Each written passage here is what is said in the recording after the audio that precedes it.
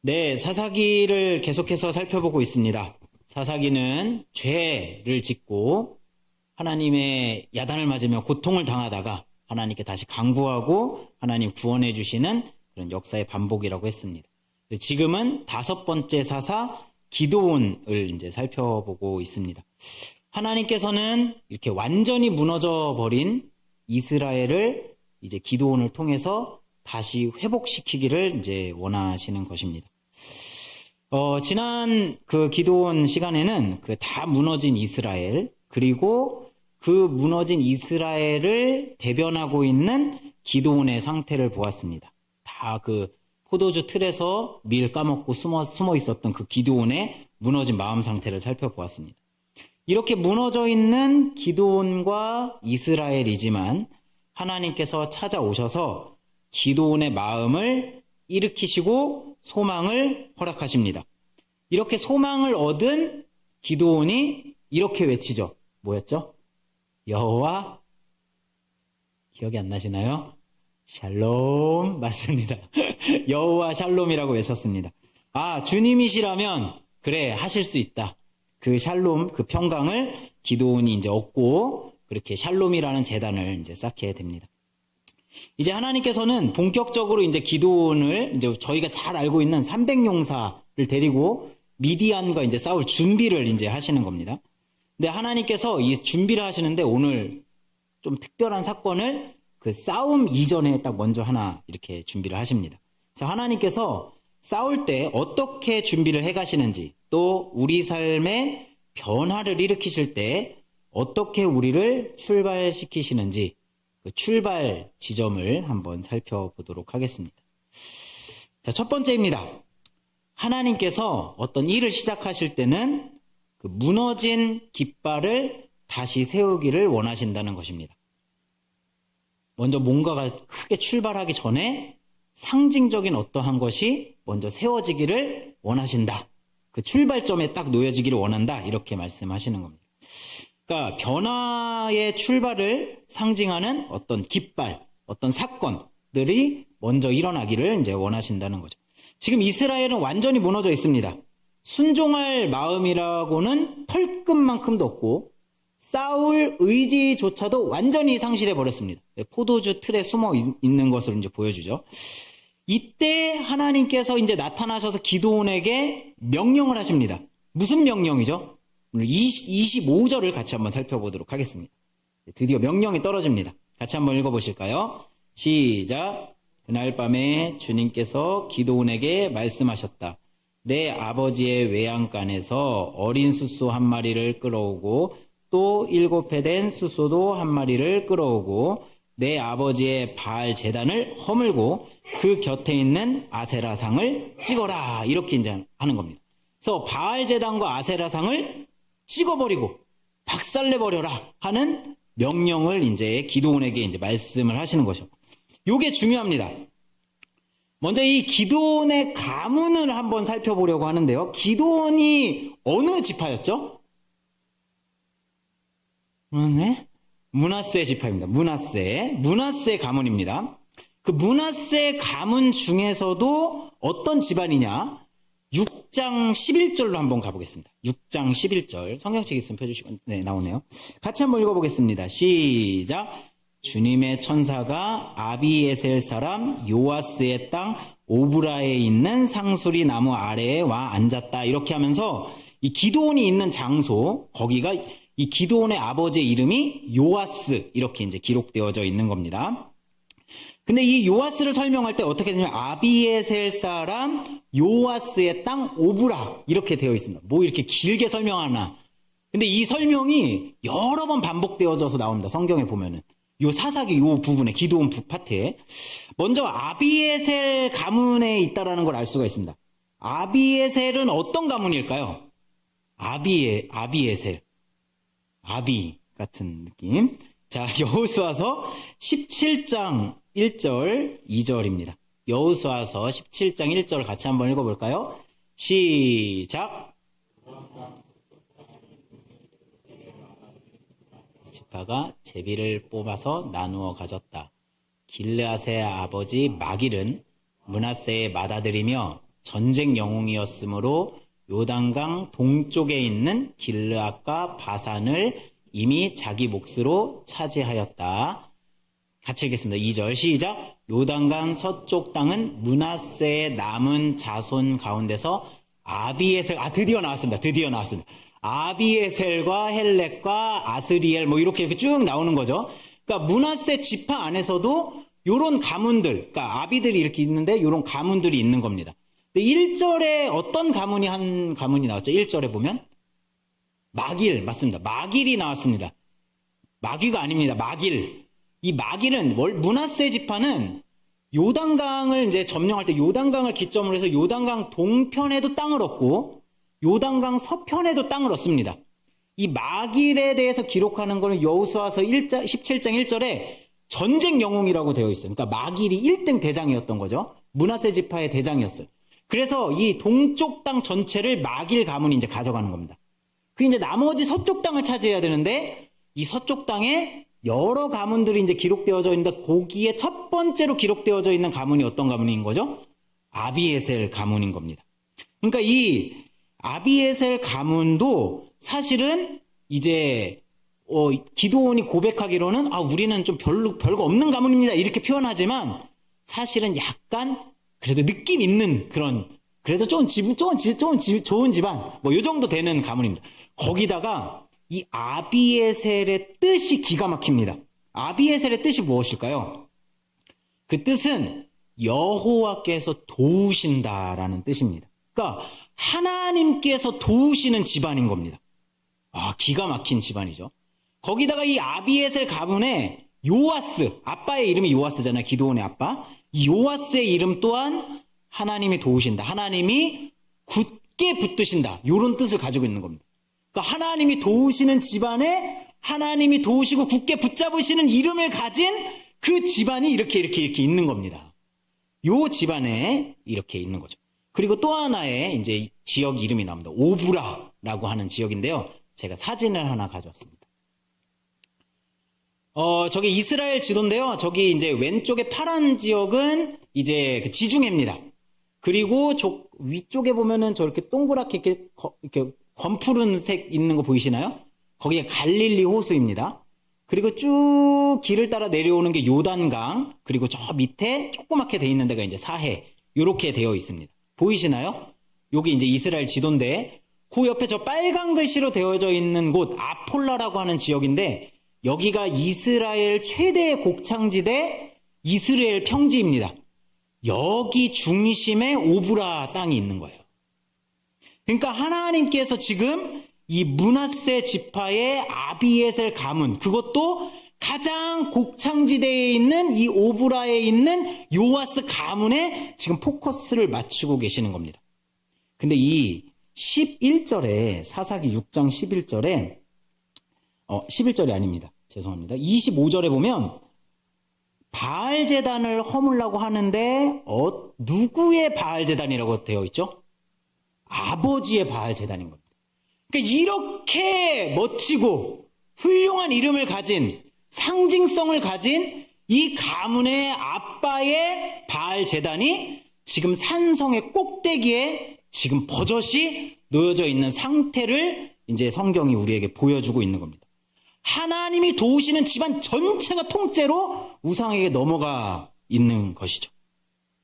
그리고 그것이 오브라에 있는 가장 곡창지대의 산성 꼭대기에 누구라도 딱 보면 저게 바알 제단이 딱 있는 거야 하고 볼 수 있을 정도로 거기에 이 바알 제단이 이렇게 있는 거죠. 이런 상징성을 가진 이 집안의 바알 제단을 뒤집어 엎기를 하나님께서 원하고 계시다라는 것이죠. 누구를 통해서죠? 이 집안의 막내 아들 기드온을 통해서 엎어버리는 겁니다. 재밌지 않습니까? 여기에 기드온이 이렇게 부르심을 받은 이유가 있지 않을까 생각이 됩니다. 하나님께서는 이 집안을 먼저 일으킬 계획을 가지고 계신 겁니다. 산 꼭대기에서 상징처럼 보여주는 바알과 아세라 신상, 그 우상의 깃발을 먼저 제거하고 그리고 전쟁한다. 이런 표현을 지금 이제 하고 계시는 거라는 것입니다. 좀 이해가 되셨나요? 네. 그리고 그때 사용하시는 사람이 이 집안의 아들 기드온. 집안을 거꾸로 뒤집어서 엎어버리는 겁니다. 나부끼는 우상의 깃발을 하나님의 나라의 깃발로 다시 세우겠노라는 하나님의 굳은 명령이 기드온에게 주어진 명령입니다. 마치 로빈훗 영화 같은 거 혹시 보셨나요? 그럼 이제 로빈훗이 화살을 잘 쏘지 않습니까? 로빈훗이요, 화살을 쏠 때 꼭 뒤에 깃털을 하나 이렇게 뜯어냅니다. 그리고서 이렇게 딱 이렇게 또 꼬아요. 이렇게 하면서 탁 쏘면은 어떻게 나가죠? 화살이 이렇게 회전하면서 휙 막 이렇게 돌아가서 확 갑니다. 그때 제가 어떤 장면을 봤냐면 그 성주, 악한 성주의 깃발이 이렇게 나부끼는데 거기에 있는 그 깃발의 그 기둥을, 깃발도 맞추기도 어려운데 그 기둥을 탁 쏴서 맞춰서 기둥을 탁 떨어뜨리는 겁니다. 깃발을 딱 떨어뜨리는 거죠. 그게 뭐죠? 내가 너를 지금 점령하겠노라는 상징성을 딱 보여주고 있는 것입니다. 이 상징성이 보여주는 효과는 역전의 출발을 알리는 신호가 되는 것이죠. 이스라엘 백성들에게, 또 이 집안에게, 이스라엘 전체에게 이제 하나님이 일하실 거야, 출발할 거야, 하나님의 나라가 이제 세워질 거야 라는 것을 기드온을 통해서 이제 보여주고 있는 것입니다. 역전의 신호였죠. 저희가 축구를 너무 재밌게 봤었을 때가 있었습니다. 2002년 바로 나오시네요. 한일 월드컵 때가 너무 재밌었습니다. 우리나라 역사상 가장 처음으로 16강 전에 이제 진출을 했고, 심지어는 저희가 4강까지 올라가는 그런 아주 놀라운 일이 있었죠. 근데 이 16강전이 아주 기가 막히게 재미있었습니다. 이 이탈리아랑 이제 싸움인데, 이탈리아가 얼마나 축구를 잘합니까? 그 레알 이 선수들이 막 있는 그런 축구팀인데, 그렇게 이제 축구를 했습니다. 근데 이제 전반 17분 정도에 골을 먹힌 거예요. 얼마나 이제 절망적인지. 뭔가 이제 힘을 좀 잃었습니다. 그러면서 경기가 계속 지속되는데 우리 선수들이 막 열심히 뛰지만 뭔가 전세 역전의 기미가 전혀 보이지가 않는 겁니다. 그러다가 후반, 그것도 42분에 이 설기현 선수가 1대0이었던 그 순간에 골을 딱 차서 1대1로 딱 만들어버립니다. 그때 이제 막 그 분위기라는 게 완전히 무슨, 야, 이건 거의 이긴 것보다 더 심각한 분위기. 우와! 막 하면서 응원하고, 막, 진짜 천장이 떠내려가고, 막 설교서 막 하고, 막 난리가 났습니다. 장내가 다 난리가 나고, 막. 저도 그때 서울에 가서 이제 광화문 거리 같은 데 가서 이렇게, 저는 그때 이제 약간 교회를 좀 등한시할 때, 친구들과 술을 한잔 하면서, 우와! 막 이러면서 막 그렇게 놀았어요. 그때였습니다. 딱 그렇게 막 난리가 나. 그러니까 저기 모든 술집이 막 난리가 나고, 막 어디서는 막 내가 쏜다 하고서 막 골든벨 막 땡랑땡랑 울리고 막 난리가 났습니다. 그날 그렇게 하고 하는데 그것이 마치 신호탄이었습니다. 그리고 이제 더 열심히 이제 선수들이 뛰기 시작하면 마음에 불이 붙었어요. 이거 해볼 만하다.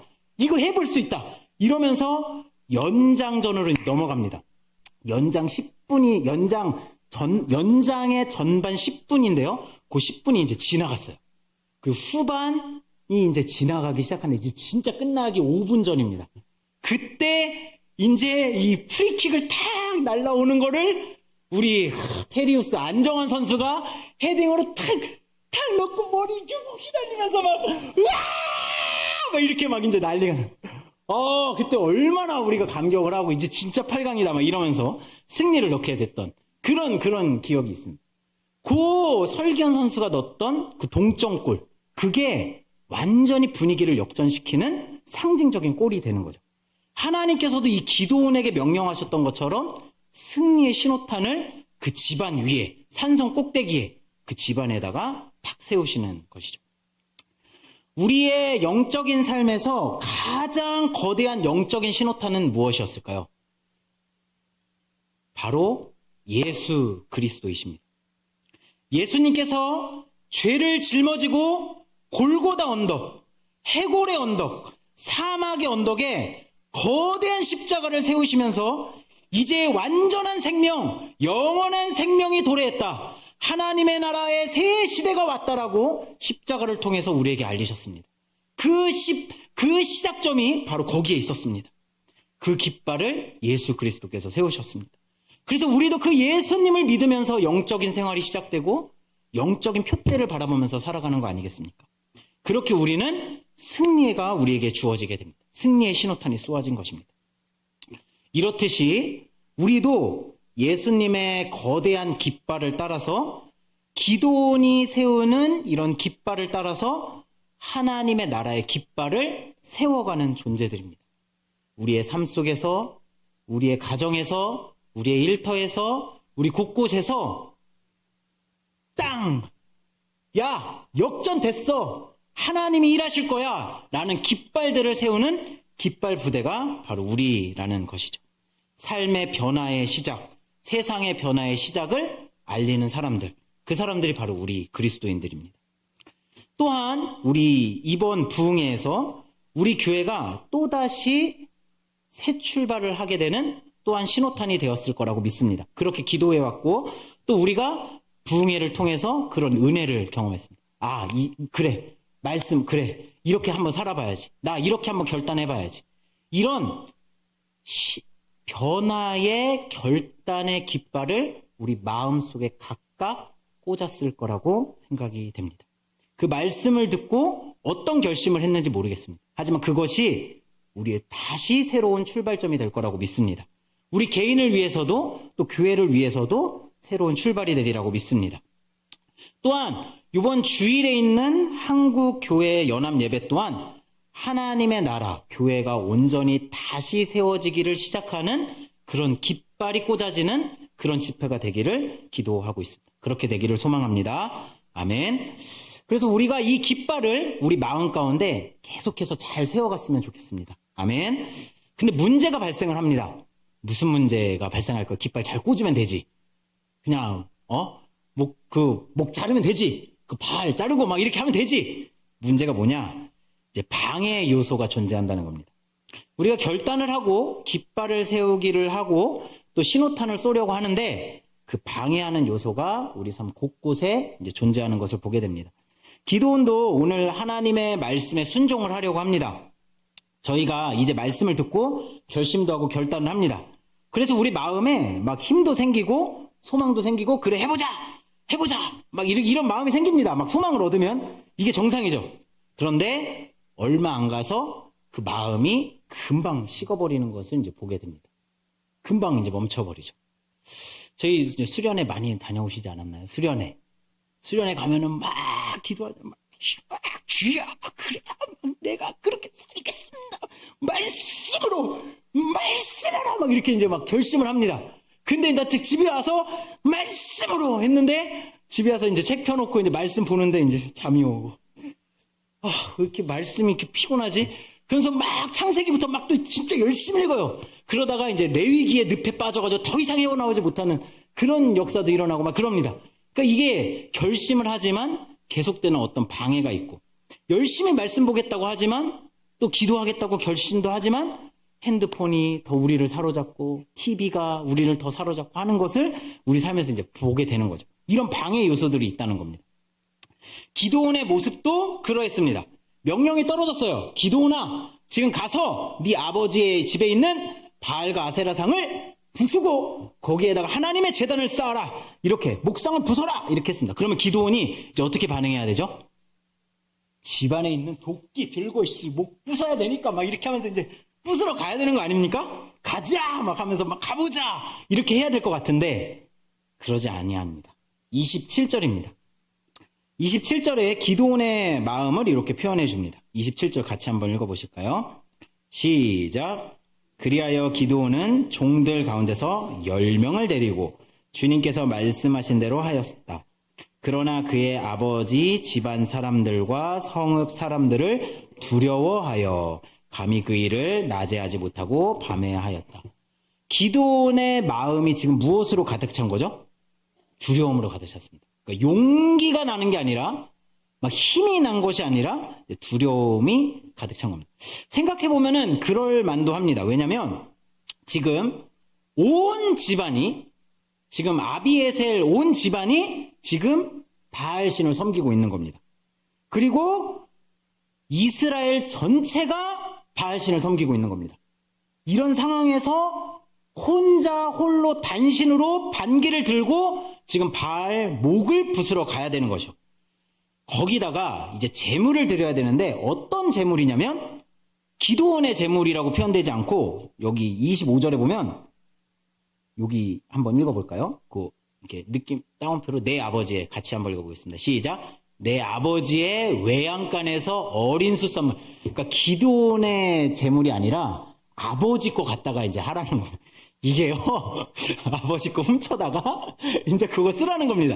근데요, 이게 지금 한번 27절 계속 비춰주세요.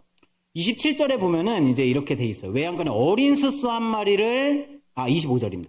어린 숫소 한 마리를 끌어오고 또 7회 된 숫소 한 마리 이렇게 기록되어져 있는데 마치 이제 2마리인 것처럼 보이지만 저 또가 이제 히브리어로 보면 즉이라고 또 할 수 있습니다. 그래서 어린 숫소 즉 7년 된 숫소 한 마리 이렇게 해서 한 마리의 숫소를 하는데 7년 된 숫소라는 겁니다. 그런데 이게 둘째 숫소라고 표현되기 시작해요. 뒤에부터는. 자, 먼저 7년이 뭐냐? 7년은 일단 완전수를 상징합니다. 온전하고 완전한 7, 그 7의 숫자를 상징하는 완전한 숫소, 아주 좋은 숫소를 의미합니다. 그리고 뒤에부터는 이제 둘째 숫소라는 표현이 계속 나오는데요. 이 둘째라는 표현이 그 둘째가 아니라 이 샤니라고 하는 히브리어인데 반짝거리다, 눈에 띄다. 그래서 최상의 것이라는 것으로 번역할 수도 있습니다. 그래서 공동 번역판에서는 이것을 7년 된 살찐 소라고 이렇게 표현을 했습니다. 지금 좀 계속 설명하고 있는데 잘 따라오고 계시나요? 네, 숫소 한 마리인데 7년 된 번쩍거리는 숫소 이렇게 된 거죠. 요거 누구 거? 아빠 거. 그거 아빠가 7년 동안 진짜 애지중지하면서 이거 바알신한테 어떻게 바쳐야 되나 요거 가꾸고 상처나면 안 되는데 막 이거 애지중지한 거 요거 가져다가 거기다 갖다 홀랑 바치라는 겁니다. 이거 걸리면 어떻게 되지? 아버지한테 뭐가지 이제 날아가는 거. 아버지랑 집안이랑 나라랑 모든 상황이 다 반대하고 기도는 혼자 남은 겁니다. 강물을 거슬러 올라가는 연어와 같은 거죠. 얼마나 어렵습니까? 그런 상황 속에서 기도는 하나님의 말씀을 실행해야 했던 겁니다. 우리 성도님들 중에서도 내가 가정에서 처음 예수님을 믿는 분들이 많다고 이제 들었습니다. 그런 분들은 이런 가정에서 또 상황 속에서 어려움들을 더 많이 겪었던 것이 있죠. 기도원과 같은 상황이었던 것입니다. 이런 상황 속에서 기도원은 두려움이 가득했지만 그럼에도 불구하고 실행을 해냅니다. 그래서 몰래 숨어서 밤에 이제 가가지고 이제 몰래 이렇게 탁 하고 오는 거죠. 이것 가지고 기도원을 겁쟁이라고 말할 수 있을까요? 저는 오히려 더 용기 있는 사람이라고 생각을 합니다. 우리 마음에 두려움이 없는 사람은 없습니다. 두려움은 있지만 두려움을 이겨가는 것이 용기라고 그렇게 배웠습니다. 우리는 방해 공작에서 여지없이 무너지게 됩니다. 두려움에도 방해에도 실행하려고 애를 쓴 사람 기도원이 겁쟁이인가요? 아니면 자꾸 뒤로 도망가는 사람이 겁쟁이인가요? 우리는 두려움이 있지만 앞으로 전진해야 될 필요가 있다는 것입니다. 기도원이 하나님의 의도를 정확하게 이해하지 못했는지는 모르겠습니다. 그러나 하나님께서는 이 기도원의 이 순종을 통해서 이스라엘의 상황을 역전시킬 깃발을 세우기를 원하셨다는 것입니다. 즉, 우리가 어떤 상황 속에서라도 순종하는 한 걸음을 통해서 다시 한번 변화의 물결을 하나님께서 시작하시기를 원하신다는 것을 보여주고 있습니다. 실제로 이 기도원이 이 사건을 딱 합니다. 이제 바알 목 자르고 아세라 목 자르고 거기다가 이제 숫소 바치고 이제 재단을 세웠습니다. 하나님의 재단을 세웠습니다. 그리고 났더니 이제 재미난 사건이 일어납니다. 이 다음 날 바알과 아세라상이 이제 부서졌다라는 것을 알고 이 최상의 숫소가 드려졌다라는 걸 알고 마을 사람들이 이제 다 기도원 집으로 이제 찾아오는 거죠. 누구야 누구? 기도원 내놓으시오. 기도원 죽이겠어. 막 하면서 이제 찾아온 겁니다. 이 사람들이 마을 사람들 전체가 다 찾아왔어요. 그때 아버지 요아스가 말합니다. 뭐라고 얘기하죠? 31절입니다. 31절 한번 보여주실까요? 같이 한번 읽어보겠습니다. 시작. 요아스가 자기를 둘러선 모든 사람에게 이렇게 말하였다. 당신들이 바알의 편에 들어 싸우겠다는 것이요? 당신들이 바알을 구할 수 있다는 말이요? 누구든지 그의 편을 들어 싸우는 사람은 내일 아침에 죽음을 면하지 못할 것이요. 만일 바알이 신이라면 자기의 제단을 헌 사람과 직접 싸우도록 놓아두시오.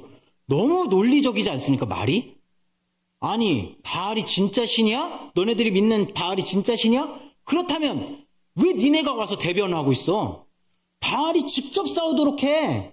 바알이 진짜 신이면 그 바알 제단을 허문 그 사람을 당장 어찌하지 않겠어? 한번 싸워보라고 해. 그리고 만약에 니네들이 기드온을 죽인다면 나도 니네들을 죽일 것이야 하고 이제 엄포를 놓고 있는 것이죠.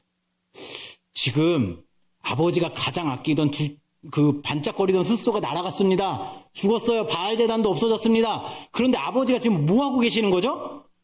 기드온 너 일로 와 이렇게 하는 게 아니라 지금 기드온을 대변하고 보호하고 있고 오히려 논리정연하게 그 마을 사람들을 물리치고 있는 것을 보고 있는 것이죠. 이 요아스가 어느 시점에서 마음을 돌이켰는지는 모르겠습니다. 아마도 자식을 사랑하는 마음이지 않을까 이렇게 생각이 되지만 잘은 모르겠습니다. 하지만 기드온의 순종을 통해 어쨌든 아버지가 변화된 것이 시작되었다는 것을 성경이 가르쳐주고 있는 것입니다. 하나님의 깃발이 진짜 드디어 온전하게 이 기드온 집안부터 아비에셀 집안부터 상징성을 가진 그 집안부터 펄럭이기 시작한 것입니다. 마을 전체로 이것이 확산될 신호탄을 쏘게 된 것이죠. 분명히 하나님께서는 우리 각자에게 원하시는 어떤 순종의 영역이 있을 거라고 생각이 됩니다. 그리고 우리가 그 깃발을 꽂기 시작한다면 분명히 하나님께서 일하실 거라고 믿습니다. 분명히 하나님 나라의 새로운 출발이 되리라고 믿습니다. 아멘, 아멘입니다. 하나님께서 이렇게 시작을 하십니다. 세 번째입니다. 하나님께서는 우리를 여룻바알로 부르셨습니다. 이것이 우리의 정체성입니다. 여룻바알. 이때부터 이 사건 이후로 기드온을 여룻바알이라고 부릅니다. 32절에 이렇게 기록되어 있습니다. 그래서 그날 사람들은 기드온을 여룻바알이라고 부릅니다. 여룻바알의 뜻이 무엇일까요? 여룻바알. 바알과 싸우는 자, 바알과 다투는 자입니다. 바알의 반대편에 서서 바알과 싸우는 자로 우리를 부르셨다. 우상과 싸우고 세상과 싸우는 자로 우리를 부르셨다라는 것. 그것이 기드온의 정체성이자 우리 그리스도인의 정체성이라는 것을 보여주는 것이죠. 우상과 사탄과 싸우는 자입니다. 이걸 이제 적용해 보려고 하는데요. 그럼 이제 저희도 적용을 해야죠. 싸워야 되니까. 그래서 이제 집으로 돌아가시면서 여기 저쪽에 가시면 무당집 많습니다. 가서 벌떼기도 심고 가서 무당 나와 해서 이제 싸우고 그래야 되나요? 십자가 막 꽂아 막 꽂고 막 이렇게 해야 될까요? 동성애자들 다 때려 부숴 막 이렇게 너무 과격한가요? 이 사진을 가져왔습니다. 이거 옛날에 한 15년 전에 좀 이슈가 됐던 사진인데 혹시 아시나요? 보신 적 있으신가요? 스님이 성불 하고 계시는데 거기 와서 한 전도자가 와가지고 머리 안수하고 있는 겁니다. 그러니까 이게 사람들한테 너무 기독교에 대한 안 좋은 시선을 줬어요. 왜냐면 너무 폭력적이고 지금 저게 뭐 하는 거고 서로에 대한 존중도 없고 배려도 없고 저게 뭐 하는 거냐. 이렇게 하면서 이제 막 이슈가 됐던 것 같습니다. 아니죠. 저희 시대는 다릅니다. 폭력의 시대가 아니고 전쟁의 시대가 아니고 직접 싸워야 하는 시대가 아니라는 것을 알 수가 있습니다. 시대가 바뀌었습니다. 우리 시대에 딱 맞게 적용될 수 있는 말씀이 있습니다. 로마서 12장 21절 말씀입니다. 같이 한번 읽어보겠습니다. 악을 선으로 죄송합니다. 다시 읽겠습니다. 시작. 악에게 지지 말고 선으로 악을 이기십시오. 악에게 지지 말고 선으로 악을 이기라고 얘기를 합니다. 그럼 선이 뭘까요? 이 로마서 12장 21절은 9절부터 쭉 이어져 나옵니다. 9절 먼저 한번 살펴보겠습니다. 사랑에는 거짓이 없어야 됩니다. 악한 것을 미워하고 선한 것을 굳게 잡으십시오. 선이 사랑이라는 것을 어렴풋이 알 수 있습니다. 계속 나옵니다. 10절 읽겠습니다. 형제의 사랑으로 서로 다정하게 대하며 존경하기를 먼저 하십시오. 11절 성령 열심을 내어서 부지런하며 성령으로 뜨거워진 마음으로 주님을 섬기고 사랑하십시오. 14절 여러분을 박해하는 사람들을 오히려 공격하십시오가 아니라 축복하십시오. 축복하고 절대로 저주하지 마십시오. 19절입니다. 사랑하는 여러분, 여러분은 스스로 원수를 갚지 말고 그 일은 하나님의 진노하심에 맡기십시오. 성경에도 기록하기를 원수 갚는 것은 내가 할 일인 내가 갚겠다고 주님이 말씀하신다 하셨습니다. 20절. 20절 안 나오나요? 20절. 없나요? 그러면서 이제 선을 사랑이라고 이제 표현을 하는 겁니다. 어떠한 악한 일이 있어도 우리는 여기 나옵니다. 원수가 줄이거든 먹을 것을 주고 목말라 하거든 마실 것을 주고 선을 베푸고 사랑을 베풀고 배려하고 도우라 이렇게 얘기를 하고 있는 것이죠. 이것이 지금 우리에게 지금 우리 그리스도인들이 해야 할 전쟁, 우리가 해야 할 적용이라는 것입니다. 우리가 여룻바알로서 해야 할 일이라는 것이죠. 이번에 차별금지법 집회가 이제 차별금지법을 반대하는 그 예배가 이제 드려집니다.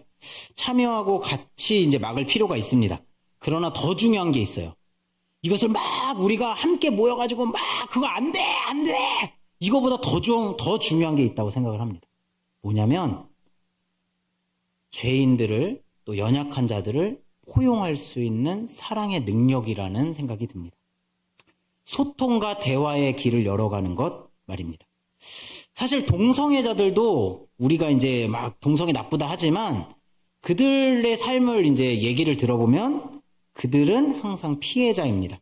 왜냐하면 부모님으로부터 온전한 사랑과 인정을 제대로 받지 못하고 자라나면서 제대로 된 정체성 교육도 받지 못하고 정신적 피해를 많이 본 사람들이 그런 동성애적 성향을 많이 가지게 됩니다. 우리들도 비슷한 상처들이 있잖아요. 뭐 부모님이나 뭐 누군가로부터. 그렇지만 그게 극심해지면 이제 동성애적 성향을 보이게 되는 것이죠. 저한테도 고등학교 때 친구가 있었습니다. 저희는 그 친구를 언니라고 불렀어요. 야, 언니! 막 이렇게 언니. 왜냐면, 그때 저희가 제키 오빠들이랑 H.O.T 오빠들이 막 TV에 나올 때였거든요. 고등학교 때. 그럼 얘가 그 교실에 이렇게 TV가 있으면 막 남자예요. 그럼 막 머리를 요렇게 해가지고 H.O.T 오빠! 막 이러는 거야. 야, 무슨 H.O.T 오빠야. 야, 언니, 제키가 더 멋있어. 이렇게 하면, 아니야, 우리 오빠가 더 멋있어! 막 이러면서 이제 우리가 같이 놀았던 그런 기억이 있어요. 근데 이 친구의 삶을 이제 보면 이혼 가정입니다. 어렸을 때부터 상처가 있는 겁니다. 남자에 대한 어떤 제대로 된 모델을 못 봤던 거죠. 제가 이제 요거를 참고하려고 이제 영상을 하나 가졌습니다. 유튜브 영상인데요. 금쪽이 영상입니다. 한번 보여주시겠습니까? 여기 6남매 집안입니다. 굉장히 사이가 나쁜 아들이 있어요. 조금만 뒤로 이렇게 10초씩 조금 스킵해 주시면 되겠습니다. 조금씩. 화살표로 스킵해 주시면 돼요. 네. 화살표를 눌러주시면 화살표를 오른쪽 방향으로 눌러주시면 됐습니다. 네. 이렇게 하는데 이제 여기가 6남매인데 언니들이 이제 저 막내 동생이거든요. 남동생입니다. 근데 이제 이렇게 화장시켜주고 막 이렇게 하는 거예요. 거울 보고. 잘 됐지? 이렇게 하는 거예요. 네. 아이 귀여워. 예쁘긴 한데 좀 가운데로니까. 또 뒤로 조금씩만 스킵해 주십시오. 이렇게 화장합니다. 화장하는 거 좀 넘겨주시고요. 뒤로 좀씩. 메이크업도 합니다. 본격적으로 이제 데뷔하고 막 이제 막 저런 거 붙이고 이제 비즈까지 붙입니다. 네. 조금 넘겨주세요. 그냥 당연하다시피. 예, 이건 언니들도 생각 없이 누나죠. 누나들도 생각 없이 하는 겁니다. 저렇게 하는 거죠. 자, 이제 뒤로 좀만 더 하면은, 요렇게 이제 여자의 옷을 입고 와서, 여자의 이제 여자 아이돌 춤을 이렇게 추는 겁니다. 잘한다. 돌아봐, 지호야. 오,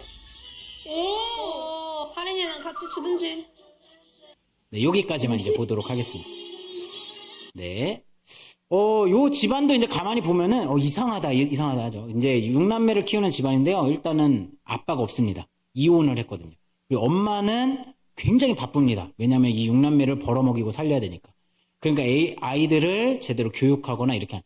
언니들은 언니래 자꾸 누나들은요 이 남동생을 그냥 뭐 제대로 교육한다라는 개념이 있을 수가 없잖아요.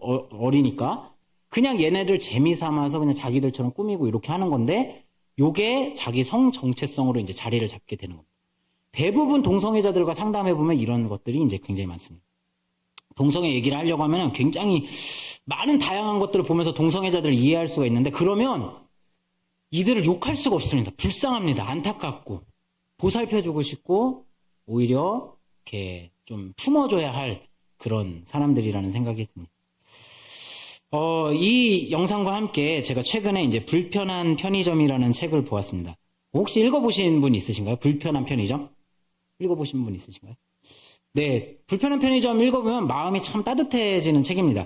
예전에 담임 목사님께서 그 설교 시간에 잠깐 언급하셨던 적이 있는데 그때 잘 들었다가 저도 이제 읽어보았습니다. 정말 재밌습니다. 근데 이제 이 작가가 일단 기독교 작가예요. 그래서 이 기독교 작가가 이제 쓴 책인데 기독교인인 편의점 주인이 이제 한 노숙자를 편의점 알바로 쓰게 되면서 이제 일어나는 일들입니다. 이 사람 처음에는 이 노숙자인 이 사람이 알바로 하고 있으니까 사람들이 편의점을 불편해해요. 다 불편하다고 표현합니다. 그리고 이 사람이 말도 떠듬떠듬하지 또 약간 제 막 곰처럼 생겼고 막 수염도 있고 막 묘사가 그런데 그렇게 돼 있으니까 막 좀 불편한 겁니다. 그런데 어느 순간부터 이 노숙자의 행동을 통해서 사람들이 편안함을 느끼기 시작합니다. 그리고 이 노숙자랑 대화를 하기 시작하고 그런 이야기들이 이제 여기에 담겨져 있는 겁니다. 그러면서 이제 곳곳에 이 사람들이 가지고 있는 자기 삶의 문제들이 있어요. 이것이 이 노숙자와 이야기를 하면서 막 풀어져가는 아주 재미있는 내용입니다. 읽고 싶어지셨죠? 한번 꼭 읽어보셨으면 좋겠습니다. 재밌습니다. 그래서 근데 여기서 이제 일하시는 아주머니와 이 노숙자와 같이 일하는 이 노숙자 이름이 독고씨입니다. 이 독고씨랑 같이 일하는 아주머니 한 분이 나오시는데요. 이 아주머니도 남편과 이혼을 한 그런 이혼을 했습니다. 그렇게 이제 그러면서 하나 남은 아들하고 이제 같이 살고 있는데 이 아들에게는 문제가 하나 있어요. 뭐냐면 방에 틀어박혀서 게임만 하고 나오지를 않는 겁니다. 그러면서 이 과정 속에서 어떻게 나오냐면은 이제 엄마랑 이제 아들이랑 사이가 안 좋죠. 엄마는 이 아들이 지금 30도 넘었고 하는데 지금 빨리 나와서 일하고 막 했으면 좋은데 원래 대기업 다녔거든. 근데 이걸 때려치고 막 뭐 자기 하고 싶은 거 한다고 하다 망하고 막 이러면서 이제 틀어박혔던 겁니다. 그러면서 이제 막 속이 속상했던 겁니다. 요거를 이제 풀어주는 내용들이 있습니다. 그러면서 결론은 그 독고 씨가 이런 이야기를 해줘요. 아주머니 가서 아들 얘기 좀 들어주세요. 이렇게 얘기를 하는 거예요. 그냥 이야기를 들어주라는 겁니다. 가서 그 아들이 좋아하는 삼각김밥, 라면 사주고 이야기 좀 들어주라고 그렇게 얘기를 하는 겁니다. 그러니까 계속 엄마는 야, 너 그렇게 살면 되겠냐? 너 그렇게 하면 안 되지, 안 되지 이런 얘기만 했는데 가서 들어주라는 겁니다. 아들이 무슨 생각하는지 들어보셨냐면서. 그러면서 이 아주머니가 아들에게 이제 편지를 이렇게 쓰고 삼각김밥하고 라면 아주 간단한 선물입니다. 근데 그 아들이 제일 좋아하는 거거든요. 그거를 선물해 주면서 이제 아들하고 마음이 풀어져 가는 내용들이 조금 담겨져 있습니다. 이런 어떤 포용성, 어떤 사람을 들어주는 마음, 또 사람을 품어내는 사랑의 관용과 마음이 어떤 우리가 세상을 변화시키는 그런 하나님이 원하시는 사랑의 깃발이, 하나님 나라의 깃발이 되지 않을까 그렇게 생각해 봅니다. 말씀을 정리하도록 하겠습니다. 기도는 오늘 아버지의 바알을 제거함으로써 그 상징적인 집안을 뒤집어 엎음으로써 하나님 나라의 깃발을 새롭게 세우게 됩니다. 두렵고 떨리는 일이었습니다. 하지만 결심했고 결단했고 도전합니다. 그리고 그 일들을 해냅니다. 그리고 그것을 통해서 집안을 또 마을을 또 사람들을 변화시켜가는 그 출발점으로 그렇게 삼습니다. 우리도 이 시대 속에서 그렇게 살아갔으면 좋겠습니다. 우리가 하나하나 심어가는 사랑의 깃발, 우리가 하나하나 심어가는 말씀의 깃발, 우리가 하나하나 심어가는 기도의 깃발이 그것을 통해서 하나님이 그 하나님의 나라의 역사를 시작하시리라고 믿습니다. 이것을 우리가 마음으로 받으며 같이 찬양했으면 좋겠는데요.